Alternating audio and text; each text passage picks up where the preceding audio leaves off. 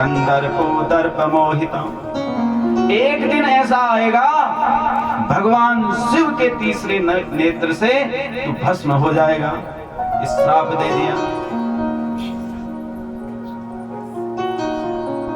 अब इधर संध्या देवी जी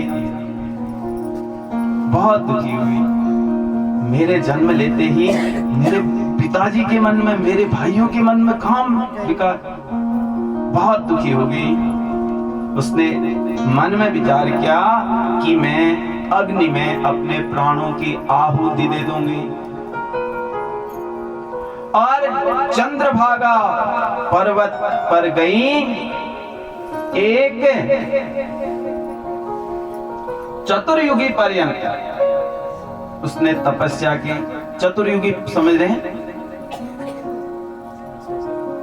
सतयुग, त्रेता, द्वापर, कलयुग, ये चारों युग एक बार जब व्यतीत हो जाए उसको एक चतुर्युगी कहते हैं। इतने समय तक उसने दिव्य तपस्या की और भगवान भोलेनाथ प्रकट हो गए।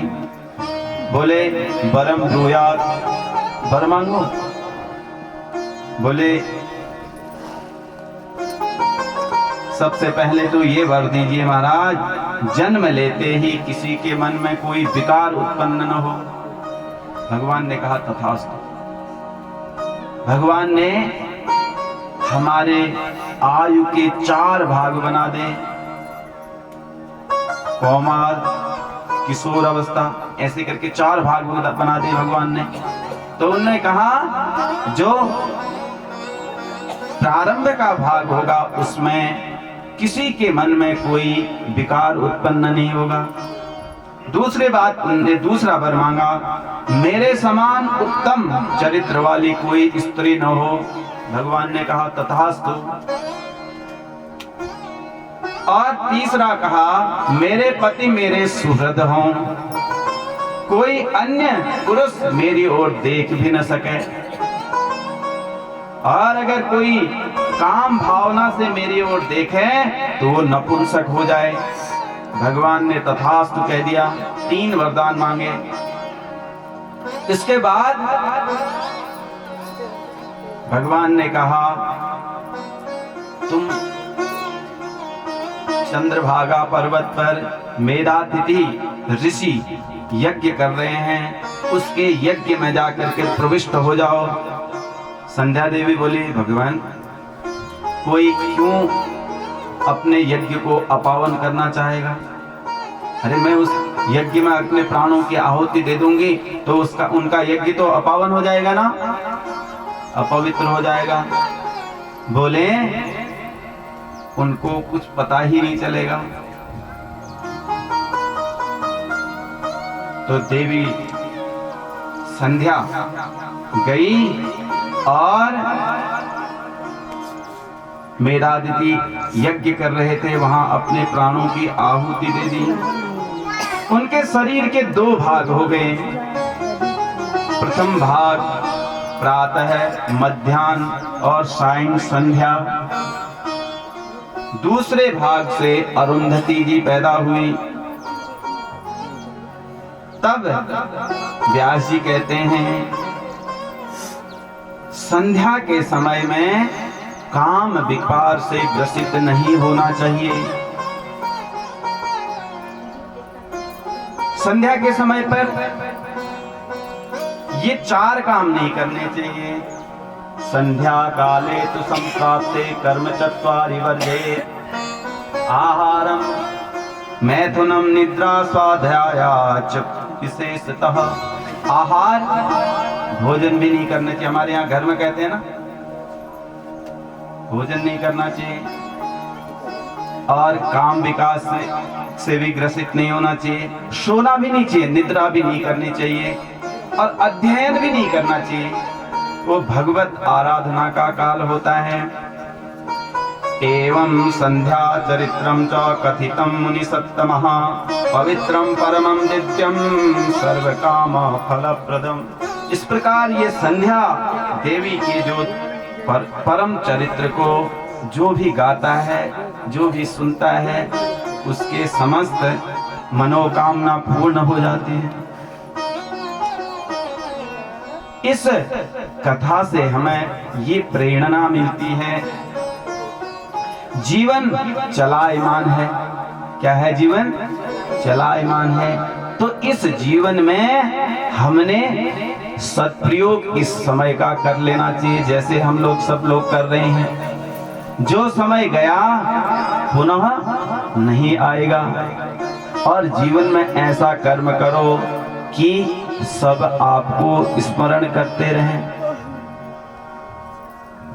चली जा रही है उम्र धीरे धीरे, चली जा रही है उम्र धीरे धीरे, चली जा रही है उम्र धीरे धीरे, चली जा रही है उम्र धीरे धीरे, चली जा रही है उम्र धीरे धीरे, चली जा रही है उम्र धीरे धीरे, चली जा रही है उम्र धीरे धीरे, चली जा रही है उम्र धीरे धीरे, उम्र धीरे धीरे, चली जा रही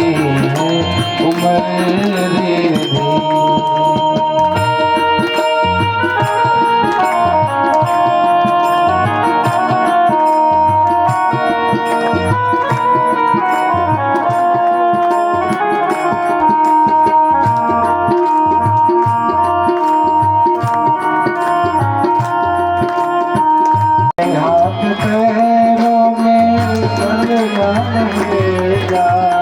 झुकेगी तुम्हारी कमर धीरे धीरे, झुकेगी तुम्हारी कमर धीरे धीरे, चली जा रही है उम्र धीरे धीरे, चली जा रही है उम्र धीरे धीरे।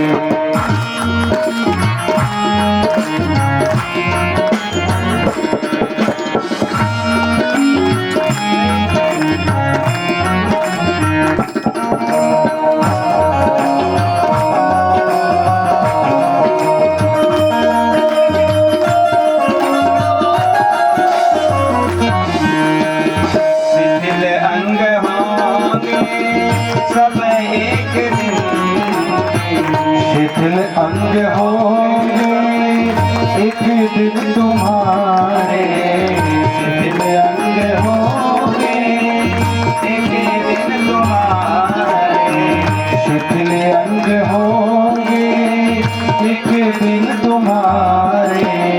तेरी मंद मंद होगी नजर धीरे धीरे, तेरे मंद होगी नजर धीरे धीरे, हाथ पैरों में चलना लगेगा, झुकेगी तुम्हारी कमर धीरे धीरे, झुकेगी तुम्हारी कमर धीरे धीरे, चली जा रही है उम्र धीरे धीरे, चली जा रही है उम्र धीरे धीरे।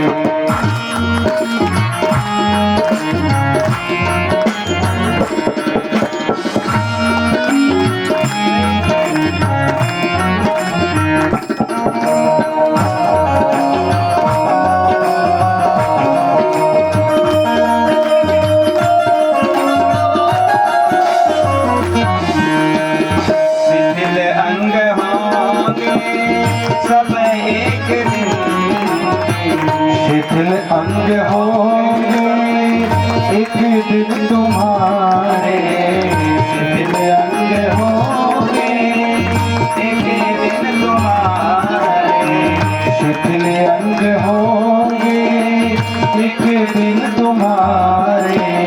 तेरी मंद मंद होगी नजर धीरे धीरे, तेरे मंद होगी नजर धीरे धीरे